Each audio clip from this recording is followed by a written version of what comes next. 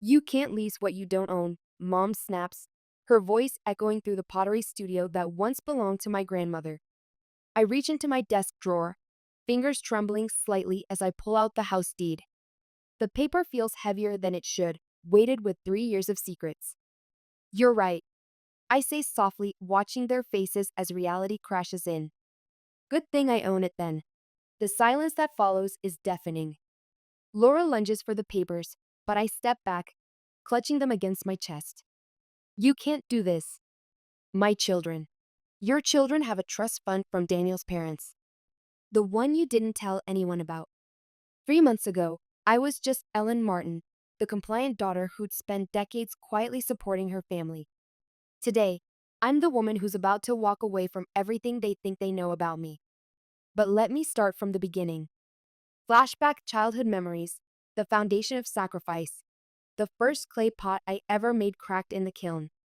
I was 8, standing in Grandma Rose's studio, tears streaming down my face as I stared at the broken pieces. Darling, she'd whispered, kneeling beside me, sometimes things need to break before they can become something beautiful. That was the day I learned about disappointment, not just the crack in the pottery, but the look on my mother's face when she saw me covered in clay dust. Eleanor Rose Martin, she'd scolded, using my full name like a weapon. Look at the state of you. This is what comes of playing in the dirt. Grandma Rose had waited until Mom was out of earshot before whispering, Don't let anyone tell you that creation is dirty work, Ellen. It's the cleanest thing you can do with your hands. I thought of that moment 34 years later as I shaped the clay on my wheel, the familiar rhythm calming my nerves after Mom's phone call. 3 rings. Always 3 rings before she'd hang up if I didn't answer. This time, I let it go to voicemail, my hands never stopping their dance with the clay. The studio around me held decades of memories. Not just mine, but Grandma's too.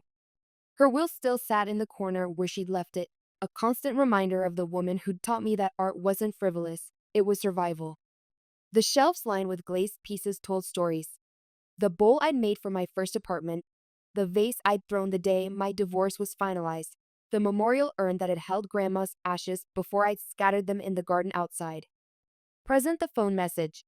Ellen, honey, we need to talk. It's about your father's health and Laura's situation. Thanksgiving dinner, 6 o'clock. Don't be late. 3 weeks. That's how long it had been since I'd seen my family. 3 peaceful weeks without crisis calls, without emergency meetings, without the familiar weight of other people's problems settling on my shoulders. I should have known it was too good to last. I wiped my clay-covered hands on my apron, glancing around the converted barn that had been my sanctuary for the past 15 years. The smell of earth and fire, of creation and possibility, filled every corner. This place had saved me after the divorce, given me purpose when Michael tried to reduce my life's work to hobby income in court. It had sheltered me through the lonely years of single motherhood, provided for David's college tuition, kept food on our table when his father's child support checks bounced. My phone buzzed again. A text from Laura. Mom told you about dinner? We really need your help, Ellen. Things have been difficult. Difficult. Laura's favorite euphemism for the chaos that seemed to follow her everywhere. At 50, my older sister had perfected the art of appearing successful while everything crumbled behind the scenes. The perfect house in the perfect neighborhood, the husband with the impressive job title, the twins at expensive private colleges. All of it held together with loans, credit cards, and periodic bailouts from family members who didn't ask too many questions. I learned not to ask questions years ago. Flashback, the pattern begins. College years. Ellen will help, Mom had said when Laura dropped out of law school her senior year. She's good with numbers, and she doesn't have anything important going on. I was 24, had just gotten my first gallery showing, had 3 commissions lined up that would have established my reputation as a serious artist. But Laura needed someone to manage her finances, to help her get back on her feet after her breakdown over grades and peer pressure and the crushing weight of expectations. It's just temporary, Dad had assured me. Just until she finds her direction. Temporary had lasted 2 years. By the time Laura met Daniel and announced their engagement, I'd missed my gallery showing, lost my commissions, and watched other artists take opportunities that should have been mine. But Laura was stable again, radiant in her wedding dress, and everyone said how wonderful it was that her little sister had been there to help. "You're so good at putting others first," Mom had said at the reception, squeezing my hand. "It's your gift, Ellen. Some people are natural caregivers." I'd smiled and nodded, not mentioning that my bank account was empty from covering Laura's therapy bills, that my own studio apartment was falling apart because I couldn't afford rent and her expenses. Caregiver. As if sacrifice was a talent instead of a choice I'd never consciously made. Present 3 days before Thanksgiving, the studio. The afternoon light filtered through the high windows of the barn, casting long shadows across the floor where dozens of pieces sat drying. A set of dinnerware commissioned for a golden anniversary. A memorial sculpture for a grieving family. A series of bowls I'd been working on for my own satisfaction. Something rare, creating purely for the joy of it. I pulled into my parents' driveway at exactly 6, noting the way Dad's shoulders had curved inward since his last checkup. He was 78 now, though he insisted he felt 50. Mom met me at the door, her smile too bright, the kind she wore when delivering bad news wrapped in cheerful packaging. "Ellen, perfect timing. Come in, come in. Laura's already here with wonderful news about her interior design business." Interior design business. That was new. Last I'd heard, Laura was taking a break from work to focus on personal growth after Daniel's company had relocated him to a lower-paying position. But I followed Mom through the house I'd grown up in, noting the fresh paint in the hallway that covered the pencil marks where she'd measured our heights as children. The dining room table was set for 4, but only 3 places had wine glasses. My place never had alcohol, a leftover from the years when I'd been pregnant, then nursing, and it had somehow become permanent. Another small way of being slightly separate, slightly other. Laura sat ramrod straight in her chair, designer purse clutched in her manicured hands. Even in crisis, she looked polished. Professional highlights in her blonde hair, subtle makeup that probably cost more than I spend on groceries in a month. She looked like she'd been crying, though her mascara remained perfect. "Thanks for coming," Laura said, not quite meeting my eyes. "Of course." I took my seat, noting the envelope beside Dad's plate. Medical bills, probably. They'd been piling up since his heart attack last spring, despite Medicare and the supplemental insurance he'd thought would be enough. Dad cleared his throat, a sound I'd been hearing more frequently lately. "Girls, your mother and I have been discussing our options. The house is too big for us now, and with the medical expenses. We've made a decision," Mom interrupted, that familiar steel in her voice that brooked no argument. "Your father needs live-in care, at least temporarily. The stairs are becoming impossible for him, and I can't lift him if he falls again." I could see where this was heading, but I waited for the other shoe to drop. With my family, there was always another shoe. "We'd like to convert your pottery studio," Mom continued, her voice gentle but inexorable. "It has good natural light, level access, and it's close enough for me to check on him but separate enough for privacy. Perfect for an assisted living setup." The words hit me like a kiln door slamming shut on unfinished work. "My studio? Oh, Ellen," Laura sighed, reaching across the table to pat my hand condescendingly. "Don't be dramatic. You can set up your pottery wheel in the basement. Or maybe the garage? And honestly, maybe it's time to consider something more practical? You're 52. Most women your age are thinking about retirement, not playing in the mud. Playing in the mud. 25 years of commissioned work, gallery shows, teaching workshops that supported families, creating beauty that would outlast us all reduced to playing in the mud. I have obligations," I said carefully, my voice steady despite the tremor in my hands. "Students who depend on my classes. Commissioned pieces that are already paid for. A waiting list of clients. Nothing that can't be relocated," Dad said, his voice gentle but firm. "Ellen, we raised you to be responsible. Your mother and I need help, and Laura's going through a rough patch with Daniel's business. Family takes care of family." Daniel, Laura's husband, the man who'd once told me my pottery was cute while casually mentioning that one of my pieces would look quaint in their powder room. The same man who'd written a check for that piece without blinking, probably spending more on it than I had groceries that month. What kind of rough patch? The look that passed between my parents was loaded with meaning. Laura's jaw tightened, and for a moment, her mask slipped. I saw exhaustion there, fear, the kind of bone deep worry that came from secrets kept too long. The company's restructuring, Laura said finally. Daniel's been reassessed. We're exploring our living options. Translation: they were broke or close to it. And somehow, that meant I needed to give up the space where I'd built my entire career, where I'd found myself after my marriage fell apart, where I created beauty and meaning and financial independence one piece at a time. I'll need some time to think about it, I said. Time? Mom's voice rose slightly, the way it did when she was gearing up for a guilt offensive. Ellen, your father's health can't wait for your convenience. We're not getting any younger, and Dr. Patterson says the next fall could be the last. The guilt settled over me like a lead blanket, familiar, suffocating, effective. This was how it always worked in our family. Laura's problems became emergencies, and I was expected to provide the solution. But this time felt different. This time, they weren't just asking for money or babysitting or emotional support. They wanted my sanctuary. Inner monologue, the weight of expectation. I excused myself to use the bathroom, needing a moment away from their expectant faces. Standing in front of the mirror where I'd watched myself grow from child to teenager to adult, I saw Grandma Rosa's eyes looking back at me.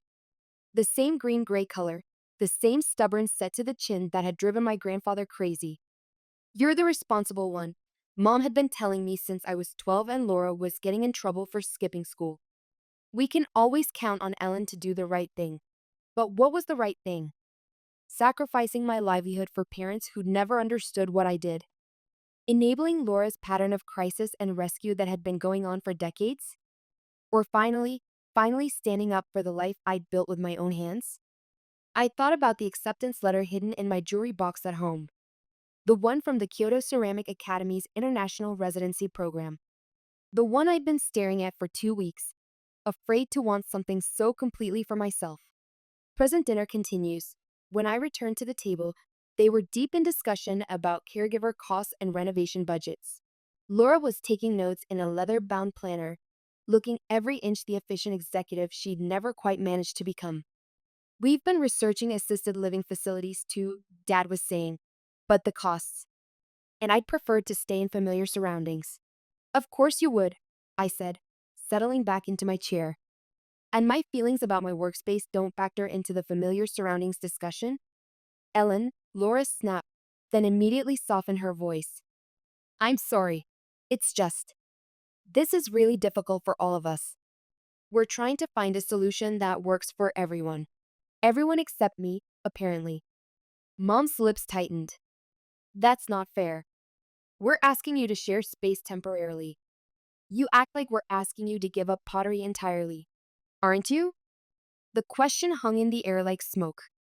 If I give up the studio, where exactly am I supposed to work? The basement gets flooded every spring. The garage has no climate control, no proper ventilation for glazing.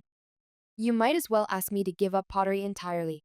Maybe that wouldn't be the worst thing, Laura muttered, then looked shocked that she'd said it out loud.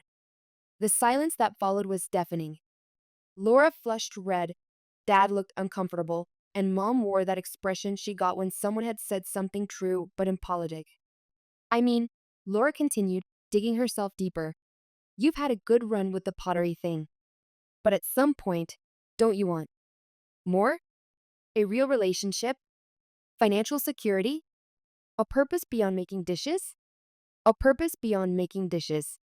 As if feeding people, creating objects that would outlast us all, building a business with my own hands wasn't purpose enough.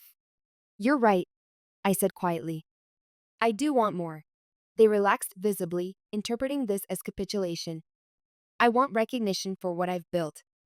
I want my space respected. I want to stop being the family's backup plan for every crisis. I stood up, my napkin falling to the floor. And I want to stop pretending that what I do doesn't matter. Flashback of the divorce. Building from nothing. Michael had stood in the studio 20 years earlier, his lawyer's letter in his hand, explaining why he deserved half of everything I'd built during our marriage. "It's just a hobby, Ellen," he'd said, looking around the barn with distaste. "You can do pottery anywhere. Maybe it's time to get serious about a real career." That's when I learned that just a hobby could pay a man's alimony and child support. That's when I bought him out with money I'd been secretly saving for years. Money he didn't even know existed because he'd never paid attention to the hobby income. That's when I took on extra classes, worked 18-hour days, taught every workshop I could find to keep what was mine. My son David was 12 then, old enough to understand that daddy was leaving, but not old enough to understand why mommy cried at her pottery Wilson nights after putting him to bed. "Will you still make me bowls?" he'd ask, sitting cross-legged on the studio floor while I worked, his math homework spread out beside him. "Always," I'd promised. And I had. Even when he went away to college, even when he moved across the country for his engineering job, I'd shipped him a new piece each Christmas. A reminder that home was wherever someone was making something beautiful just for you. Present 2 days before Thanksgiving, the discovery, I found the letter while cleaning out the desk in my studio office, procrastinating on the decision Mom was waiting for. It was tucked behind some old tax returns, written in Grandma Rose's careful script on her personal stationery. The envelope was addressed to me in fading blue ink, but I'd never seen it before. "My dearest Ellen," it began. "If you're reading this, I suspect your family is pressuring you to give up the studio again. They never understood what we do here, did they? Your grandfather used to say I was wasting time with my little pots and bowls. He changed his tune when the bank threatened foreclosure in 1978 and my little pots saved the farm." My hands shook as I read on. There were pages of it, stories I'd never heard about Grandma's early struggles, about the gallery in Philadelphia that had discovered her work, about the commission that had paid for Dad's college education. All things my family had somehow forgotten or chosen not to remember. "I'm leaving the studio to you not just because you have talent, but because you understand what it means to create something beautiful in a world that often mistakes utility for value. Your mother will want you to be practical. Your sister will want you to be available. Your father will want you to be dutiful. But I want you to be yourself, completely and unapologetically. You're stronger than you know, and more valuable than they understand." At the bottom, in handwriting shakier than the rest, she'd added, "P.S. I've made arrangements with Margaret Donovan at the Kyoto Ceramic Academy. When you're ready to choose yourself, call her. The scholarship is waiting." The phone number was written in the margin, along with a note. "Tell her Rose's granddaughter is ready to bloom." I sat in the studio for hours after reading the letter, surrounded by 25 years of my own work.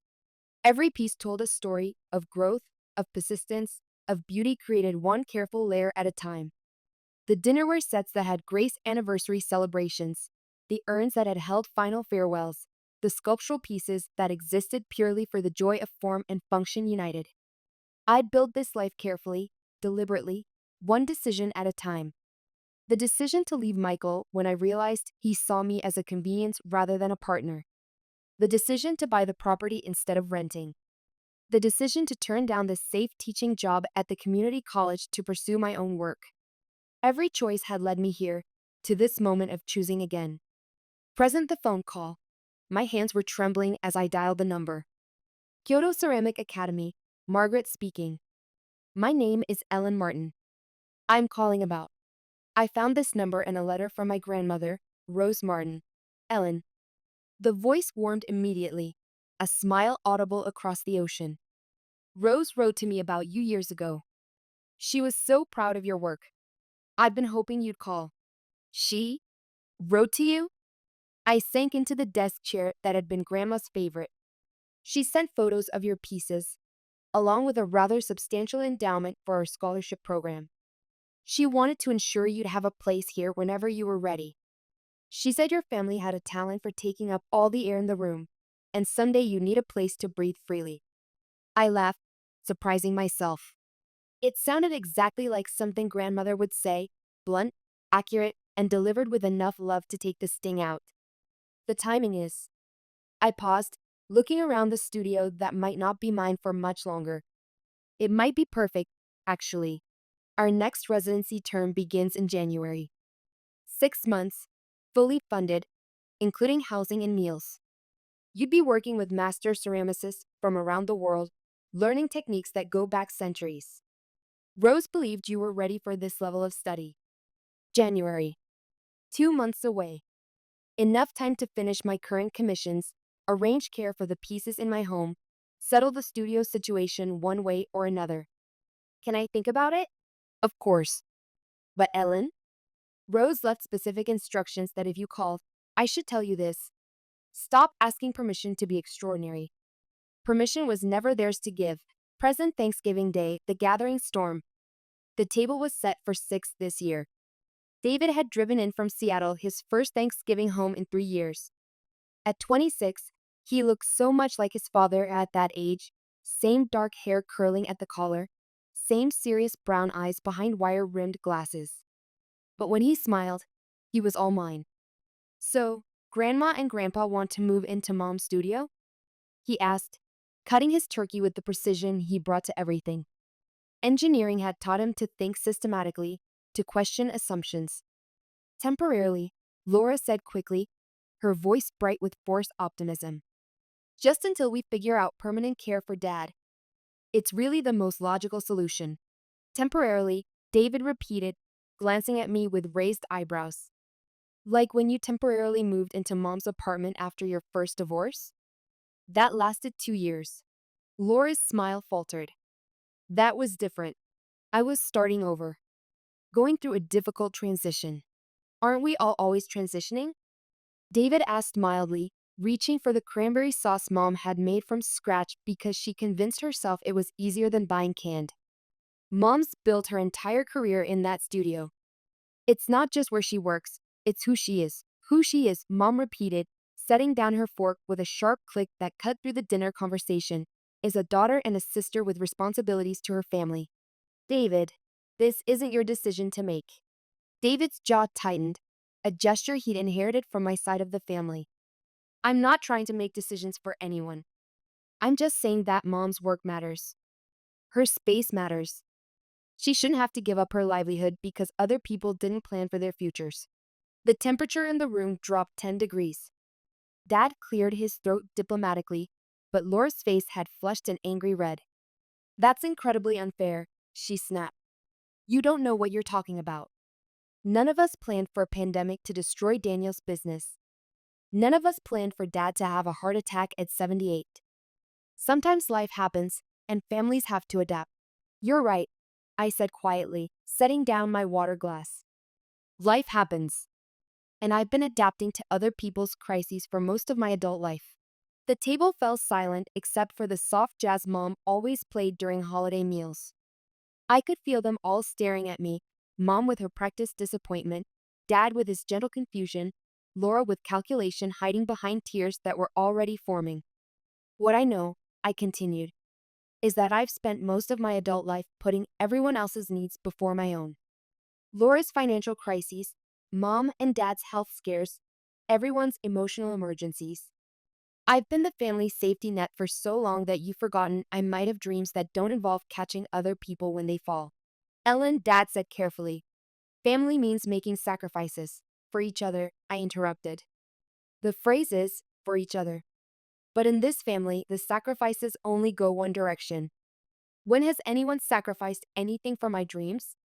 Laura slammed her hand on the table, making the glasses jump. That's ridiculous. We've always supported your pottery hobby. Stop calling it a hobby. The words exploded out of me with 25 years of suppressed frustration. It's my career.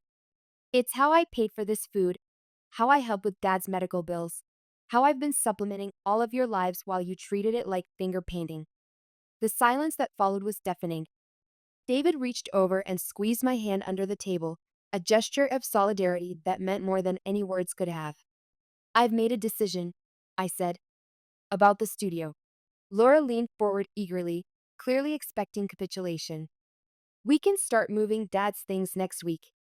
I found some beautiful furniture that would fit perfectly. I'm not giving up the studio.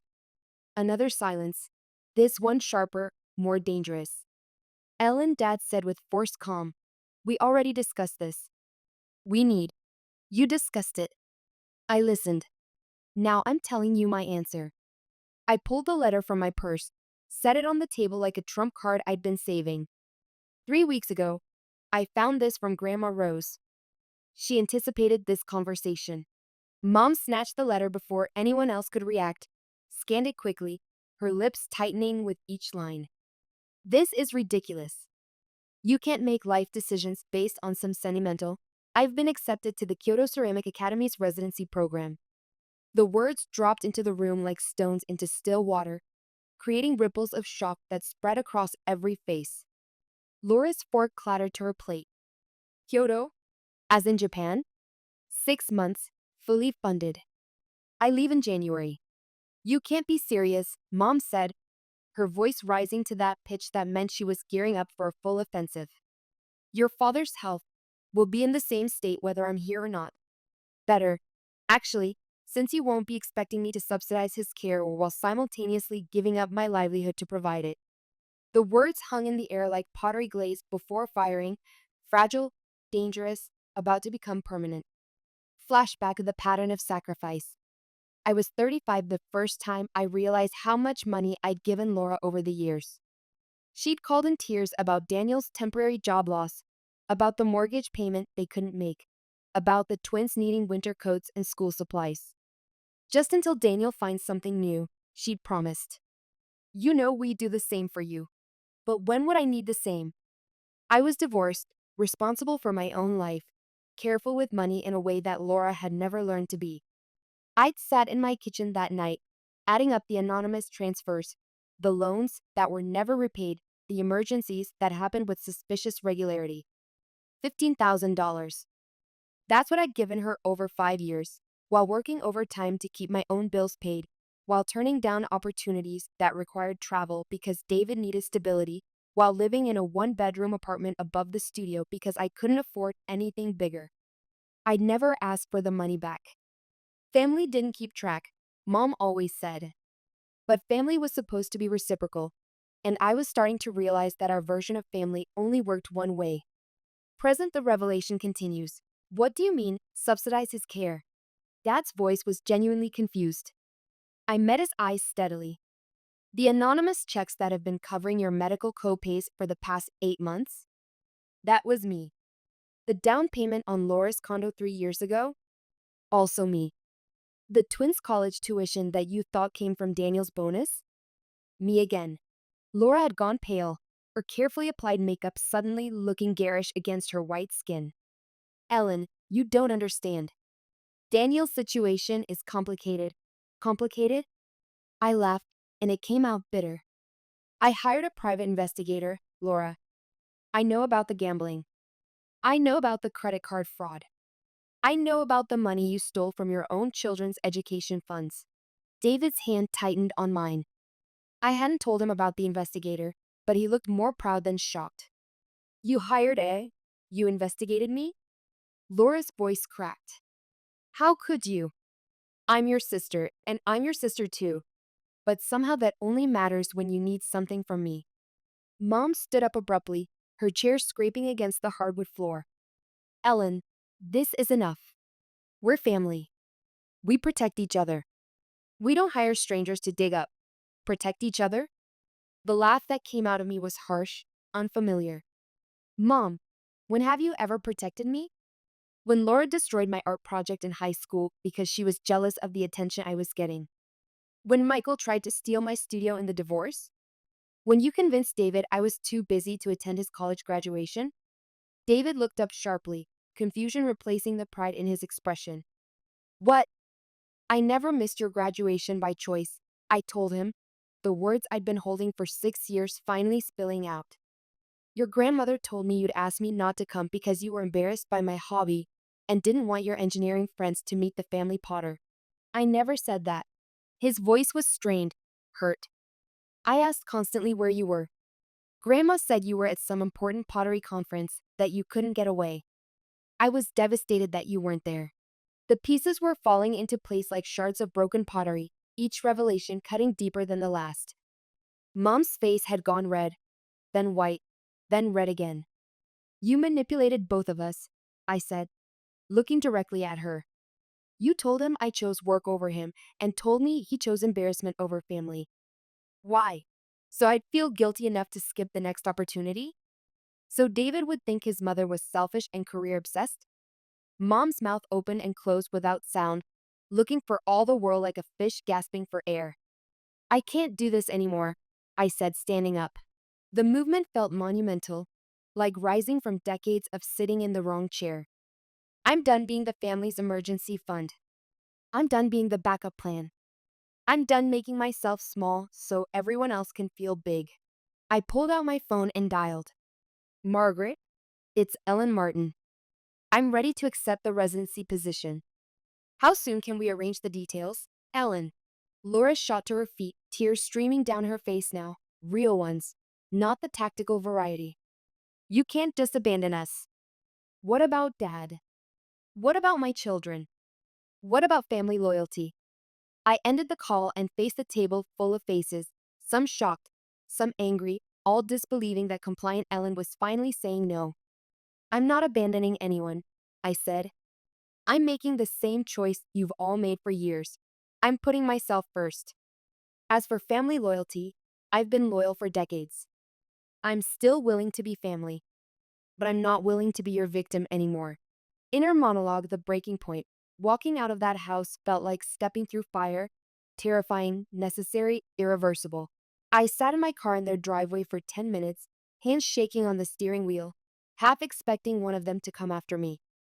But the front door remained closed, the windows glowing with warm yellow light that no longer felt welcoming. I thought about all the holidays I'd spent managing other people's emotions, all the career opportunities I declined because someone in the family needed me, all the years I'd made myself available for other people's emergencies while my own dreams waited patiently in the background. Grandma Rose had seen this coming. She'd lived it herself, married to a man who saw her art as frivolous until it literally saved their home. She'd left me more than just a studio, she'd left me permission to choose myself. Present 2 weeks later, the investigation. The private investigator's report made for depressing reading. Richard Chen had been thorough, almost cruelly so. Bank statements, credit reports, social media monitoring, even interviews with neighbors and former colleagues painted a picture of a family in free fall, held together by lies and propped up by my automatic financial interventions. Daniel's gambling problem went back years, not months. The business hadn't failed because of the pandemic. It had failed because Daniel had been systematically embezzling from client accounts to cover his losses. Laura had known, had been complicit, had been moving money between accounts to hide the extent of the damage. The twins, Sam and Sarah, weren't living in luxury at their private colleges. They were working 2 jobs each, sharing textbooks, eating ramen because their tuition was being paid in installments and there was nothing left for living expenses. They thought their parents were just going through a rough patch. My anonymous transfers hadn't been enabling Laura's recovery. They'd been funding Daniel's continued gambling and Laura's desperate attempts to maintain the illusion of success. The money had never been used for the emergencies she described. Medical bills, my ass. Designer handbags and casino trips were more like it. I sat in my studio, surrounded by work in progress, and felt a strange mix of betrayal and relief. Betrayal at the depth of the deception. Relief at finally understanding why I'd felt so drained for years. I'd been pouring myself into a sieve. My phone rang. David's name on the screen. Mom? I've been thinking about what happened at Thanksgiving. And? I called the twins. Did you know they're working 60 hours a week between them to stay in school? Sam's been donating plasma for grocery money. My heart clenched. I didn't know. Aunt Laura told them the family was tightening belts and they needed to be more self-sufficient. Meanwhile, she bought a new car last month. A Mercedes. I closed my eyes. David, you should stop helping them, Mom. Not just with the studio thing. All of it. They're not your responsibility. They're family. So am I. So are you. And you've been sacrificing your own family, us, for people who don't even appreciate it. After we hung up, I walked through the studio one more time, really seeing it. 25 years of patient building, of careful choices, of dreams made manifest in clay and fire. I'd created something beautiful here, something lasting. And I'd been ready to give it up because other people's poor planning constituted my emergency. Not anymore. Present the studio, evening light. The studio was quiet except for the gentle hum of the kiln finishing its firing cycle. I'd spent the day working on my final American pieces, works that would stay here while I started over in Japan. Each piece told part of my story. The struggles, the sacrifice, the slow realization that I'd been enabling my own invisible life. The doorbell rang, interrupting my thoughts. Through the window, I saw David's car in the driveway, but also a car I didn't recognize, a modest Honda with Washington state plates. Mom? David's voice called from outside. I brought someone who wants to meet you. I opened the door to find David standing with a young woman who looked familiar in a way I couldn't place. She had Laura's bone structure, but gentler eyes, and there was something about her smile that reminded me of Grandma Rose. Mom, this is Sarah. You know, the twin? My niece stepped forward, and I saw that she had clay under her fingernails, unexpected on someone I'd always pictured as following Laura's path toward designer perfection. Aunt Ellen? I'm sorry to just show up like this. I drove down from Seattle with David. I've been wanting to meet you well, for years. Sarah? I looked between her and David, confused. Shouldn't you be in school? Winter break, she said, then hesitated. Actually, I need to tell you something. About Mom, about the money, about everything. I invited them in, put the kettle on for tea, a habit learned from Mom, though I promised myself this conversation would be different from that disastrous family dinner. I know about the gambling, Sarah said without preamble. About Dad's business, about the money you've been sending. I've known for months. Sarah, I work in the campus financial aid office, she continued. I process student account payments. I recognize the routing number on our tuition payments as the same one from your pottery business. I've been watching money appear in our accounts for months, always anonymous, always just enough to cover what we needed. My heart sank. You knew it was me? I suspected. But I didn't know how much until I talked to Sam. We compared notes. She reached into her backpack, pulled out a tablet. We've been tracking the payments, trying to figure out how to pay you back. The spreadsheet on her screen was meticulously detailed, dates, amounts, purposes. Thousands of dollars over the past 2 years alone. Sarah, you don't need to. Yes, I do. Her voice was firm, carrying an authority that seemed beyond her 20 years. Because Mom and Dad have been lying to everyone, including us. They told us you were financially secure, that the family was helping each other out. They made it sound like it was mutual support. David leaned forward. Tell her about the art therapy program. Sarah's cheeks flushed pink. I've been taking ceramics classes at school. Started as an elective, but she looked around the studio with wonder. I never knew this was what you did. Mom always described it as a hobby. She never told us you were a real artist. There's no such thing as not being a real artist, I said automatically, then caught myself. It was something Grandma Rose used to say. Sam's been saving money to visit you, Sarah continued. We've both wanted to learn about this part of the family, but Mom always said you were too busy, or that we wouldn't be interested in art stuff. I sat down heavily in my work chair. Another layer of Laura's manipulation revealed. Another relationship she'd managed without my knowledge. There's something else, Sarah said hesitantly. About the studio. Mom's been telling people in town that you're moving, that the space will be available for rent. She's already shown it to potential tenants. The room spun. She's what? 3 different people last week. She told them you decided to pursue other interests and that she was helping manage the transition. She even gave them a tour. David's face was thunderous. She's trying to force your hand. Make it a fait accompli. I stood up abruptly, pacing to the window. Outside, the garden Grandma Rose had planted looked peaceful in the November twilight. But inside my chest, a volcano was erupting. She doesn't have the right, I said, more to myself than to them.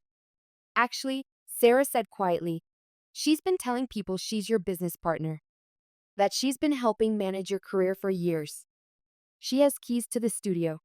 Keys I'd given her in case of emergency, back when I still believed family meant mutual support. What are you going to do?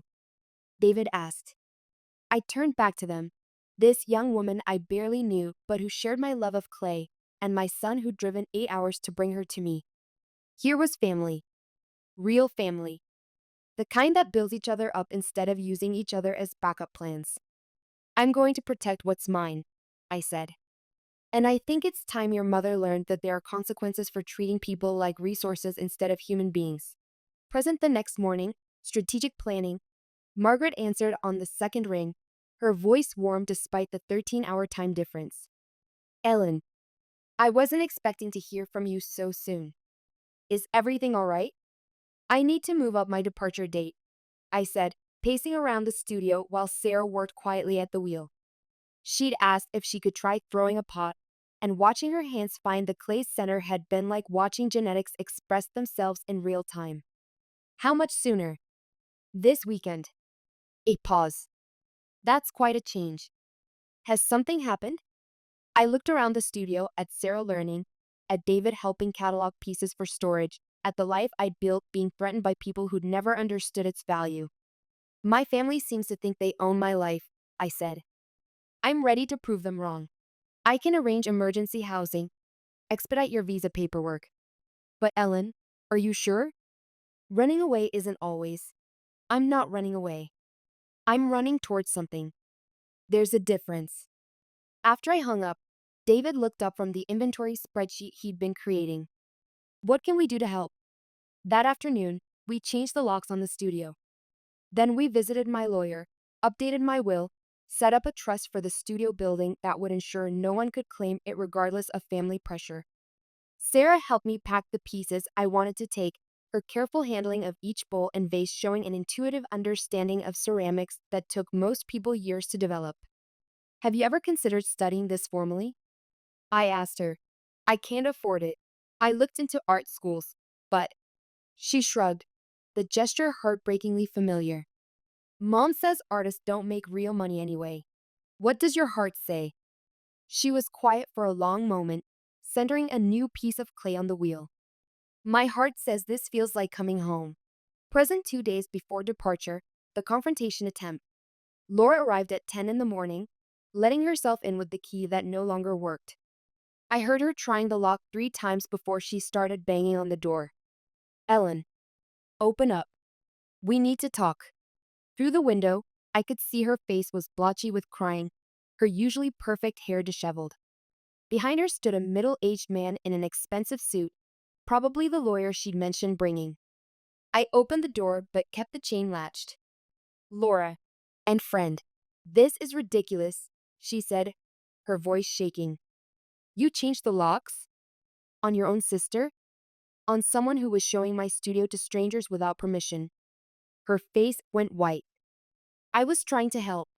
Dad needs assisted living with qualified medical staff, not a converted pottery studio managed by people with no training. I've already researched facilities and found 3 excellent options within his insurance coverage. The lawyer stepped forward. Ms. Martin, I'm James Kellner, your sister's attorney. I believe there's been a misunderstanding about the family property. There's no misunderstanding. This is my property, purchased with my money, deeded in my name alone. Would you like to see the paperwork? Laura pushed past him. Ellen, please. My marriage is falling apart. The kids hate me. I've lost everything. I need you. You need therapy. You need to take responsibility for your choices. You need to stop using other people as life preservers while you drown in your own decisions. I'm your sister. She screamed loud enough that neighbors might hear. Yes, I said quietly. You are, and I love you enough to stop enabling your self-destruction. The studio is being leased to the Women's Ceramic Collective. Dad has excellent care options. You have a car you can sell, a condo you can downsize from, and twins who would respect you more if you stop lying to them. You can't just abandon family. I'm not abandoning you. I'm setting boundaries. There's a difference, though I understand why you might be confused. I never taught you the distinction. I closed the door and turned the deadbolt, leaning against it as Laura continued shouting from the other side. Eventually, her voice faded, replaced by the sound of car doors slamming and engines starting. Sarah emerged from the back room where she'd been tactfully hiding. That was intense. That was overdue. Present evening before departure, final preparations. The studio felt different with half the pieces gone and boxes stacked along the walls. Sarah and Sam, who'd driven down that afternoon, were carefully wrapping the last items I decided not to take to Japan. Watching them work together, I could see the strength Laura's chaos had forced them to develop.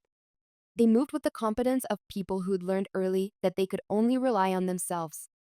"We want to pay you back," Sam said, not looking up from the bubble wrap. "It might take a while, but we've worked out a plan." The money was a gift. "It was manipulation," Sarah corrected gently. "You gave it to help us, but Mom used it to manipulate all of us. We want to return it so you can use it for yourself. For your art." David handed me a cup of tea, loose leaf, the good stuff I saved for special occasions. "I've been thinking about what you said at Thanksgiving, about the family safety net only working one direction. David, when I was a kid, I thought you were the strongest person in the world. You handled everything, dad leaving, money problems, starting the business. But I realized recently that strength isn't the same as being invulnerable. You shouldn't have had to carry everyone else's problems." I sat in Grandma Rose's old chair, surrounded by the next generation, my son, my nieces and nephews who were just now learning who I really was. This was what family should feel like: support flowing both ways, respect for individual dreams, love without conditions or debts. My phone buzzed. A text from an unknown number. "This is from your mother's phone. Please call us." "Dad." I showed the message to David, who shook his head. "You don't have to." "I know." But I dialed the number anyway. "Ellen?" Dad's voice was weaker than usual. "Your mother's very upset. She's been crying for 2 days. I'm sorry she's upset. I'm not sorry for protecting myself. Couldn't we work something out? Some kind of compromise?" I looked around the studio one last time, at the wheel where I'd learned to center clay and myself, at the kiln where transformation happened through fire, at the shelves where beauty and function lived in harmony. "Dad, I've been compromising for 30 years. It's someone else's turn." Present departure day. The airport. David insisted on driving me to the airport, even though it meant missing work. Sarah came too, carrying a piece she'd finished the night before, a small bowl, imperfect but lovely, with the distinctive off-center charm of a beginner's work. "I made this for you," she said as we reached security. "So you'll remember that you're not just an aunt or a sister or a daughter. You're a teacher and an inspiration." I hugged them both, these young people who'd shown me that love didn't require sacrifice of self. David held on longer than usual, whispering, "I'm proud of you, Mom." Finally, as the plane lifted off, I pressed my face to the window, watching Pennsylvania grow smaller beneath us. Somewhere down there, my family was dealing with consequences they'd never faced while I was around to clean up their messes. Mom was probably still crying. Laura was probably still furious. Dad was probably confused about where the family safety net had gone. But somewhere else down there, the Women's Ceramic Collective was moving into my studio, ready to fill it with new energy and fresh creation. Sarah was applying to transfer to art schools with strong ceramics programs. Sam was learning that family debts weren't inheritance obligations. I pulled out my sketchbook and began drawing, not plans for pottery, but plans for the person I was becoming. Someone who loved freely, but didn't sacrifice endlessly. Someone who created beauty without apology. Someone who understood that the greatest gift you could give the people you loved was the example of a life fully lived. Epilogue is 6 months later, Kyoto. The tea bowl in my hands was perfect in its imperfection, a crack running down one side that I'd filled with gold in the Japanese tradition of kintsugi. Making broken things beautiful. Making scars into art. "Your family called again," Margaret said, settling beside me in the Academy's garden where cherry blossoms drifted like snow. "Your assistant says they've been asking for your return date." Every week for 6 months, I smiled, watching a group of students practice throwing pots in the afternoon sun. I think they're starting to understand that I'm not coming back to the same life I left. The collection is nearly ready for exhibition. Have you decided on a title? I thought about the pieces I'd created in Kyoto, works that explored absence and presence, tradition and innovation, the beauty of things broken and remade. The centerpiece was a large installation, dozens of vessels in various states of completion, some cracked and mended with gold, others smooth and perfect, all arranged around a central empty space that somehow made the whole composition complete. Inheritance, I said. I'm calling it inheritance. My phone buzzed with notifications I'd learned to ignore. But this one was different, a photo from Sarah, showing her acceptance letter to the Rhode Island School of Design's ceramics program. The scholarship mentioned was one I'd funded anonymously with my first major sale in Japan. A second message followed. Sam and I are moving into the apartment above the studio next month. The collective says we can help with classes in exchange for workspace. Thank you for showing us what family really means. Margaret read over my shoulder and smiled. Looks like you're not the only one learning to choose themselves. I set down the tea bowl and picked up my brush, adding final touches to the painting I'd been working on, a landscape that showed absence as clearly as presence, negative space filled with potential. The acceptance letter from the Venice Biennial lay on my desk, inviting me to represent American ceramics at next year's exhibition. The timing would be perfect, a year in Kyoto, followed by 6 months preparing for the most prestigious art show in the world. 2 years away from the life that had almost swallowed me whole. David had visited last month, bringing photos of the studio transformed into a thriving community space. Mom looks different in these pictures, he'd observed, flipping through images of me teaching master classes to local artists. Lighter somehow. He was right. I felt lighter, like clay that had finally found its center after years of wobbling off balance. The weight of other people's expectations had been replaced by the satisfying heft of my own goals, my own dreams, my own choices. Another message arrived, this one from Laura. I almost deleted it unread, but something made me pause. Ellen, I'm in therapy now. Real therapy, not just crisis management. Dr. Reeves says I need to understand the difference between asking for help and demanding sacrifice. I don't expect forgiveness, but I want you to know that I'm finally seeing what I took from you all those years. I hope you're happy in Japan. I hope you never come back to being the person who caught everyone else when they fell. I hope you learn to fly instead. I stared at the message for a long time, recognizing something I'd never heard from Laura before. Accountability without expectation. Maybe therapy was working. Maybe it was too little, too late. Maybe it didn't matter. What mattered was the clay waiting on my wheel, the kiln ready for firing, the space I'd created around myself that no one could invade without invitation. What mattered was the young artists here who looked to me as a master, not a safety net. What mattered was the life I was building one careful choice at a time. I put my phone aside and returned to my painting. The gallery wanted an artist's statement for the exhibition catalog, something that explained the concept behind inheritance, what we receive, what we pass on, what we choose to carry forward, and what we have the courage to leave behind. I dipped my brush in gold paint and wrote across the bottom of the canvas. Sometimes the greatest inheritance is the life you give yourself. Outside, temple bells marked the end of another day. Inside, a woman who had once been everyone's backup plan was becoming her own first choice. The transformation wasn't finished yet. Like ceramic ware, I was still in the kiln, still hardening into my final form. But I was no longer afraid of the fire. I'd learned that breaking and mending could make something stronger than it had been before. I'd learned that empty spaces could be as beautiful as filled ones. Most importantly, I'd learned that love without boundaries wasn't love at all. It was just another form of clay, soft and shapeless, waiting for someone else to decide what it should become. I was finally deciding for myself. The last light of day illuminated my workspace, where dozens of pieces waited in various stages of completion. Tomorrow, I would teach a class on glazing techniques. Next week, I would visit a master potter in the mountains who'd agreed to share secrets passed down through generations. Next month, I would begin preparing for Venice, for the chance to show the world what inheritance really meant. My phone remained silent. I'd stopped expecting emergency calls, stopped jumping at every notification. The world somehow continued turning without my constant intervention. Laura would figure out her life or she wouldn't. Dad would adjust to assisted living or he wouldn't.